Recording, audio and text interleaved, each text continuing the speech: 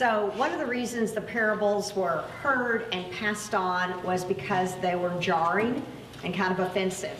And we're sort of separated from like the Greek and rabbinic law, so some of what's offensive in a parable sort of goes over our head. So we kind of try to dig down so that we can sort of hear it a little bit like the earliest hearers would have heard it.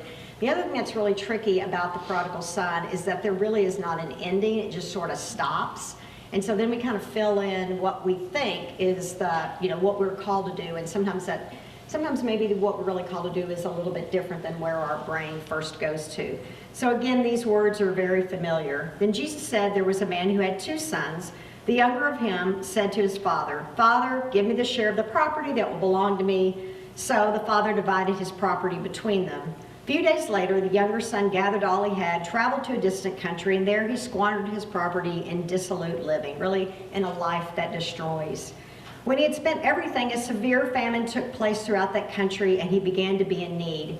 So he went and hired himself out to one of the citizens of that country, who sent him to his field to feed the pigs. He would gladly have filled himself with the pods of the pigs were eating, and no one gave him anything. There's not any women in this scripture, but whenever the scripture turns to food, the maternal is sort of in the background. And so the mother and the sisters are sort of brought into the story a little bit. But when he came to himself, he said, "How many of my father's hired hands have bread enough and to spare, but here I am dying of hunger? I will get up and go to my father, and I will say to him, 'Father, I have sinned against heaven and before you. I am no longer worthy to be called your son. Treat me like one of your hired hands.' So he set off and went to his father, but while he was still far off, his father saw him and was filled with compassion. He ran and put his arms around him and kissed him."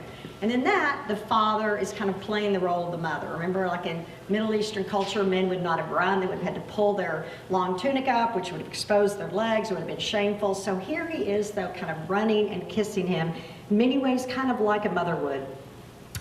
Then the son said to him, "Father, I have sinned against heaven and before you. I am no longer worthy to be called your son." But the father said to his slaves, "Quickly, bring out a robe, the best one, put it on him, put a ring on his finger, sandals on his feet, and get the fatted calf and kill it, and let us eat and celebrate. For the son of mine was dead and is alive, he was lost and is found." And they began to celebrate.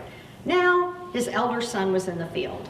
And when he came and approached the house, he heard music and dancing. He's out in the field. That reminds us he's far away from the father. He's out working.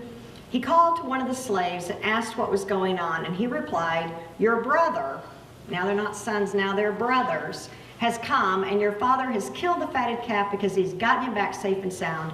Then he became angry and refused to go in.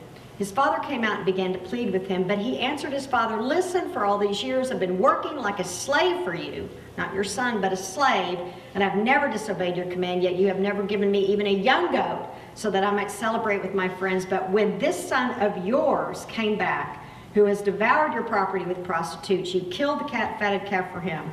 Then the father said to him, "Son," it's really baby or child, "you are always with me, and all that is mine is yours. But we had to celebrate and rejoice because this brother of yours was dead and has come to life. He was lost and has been found."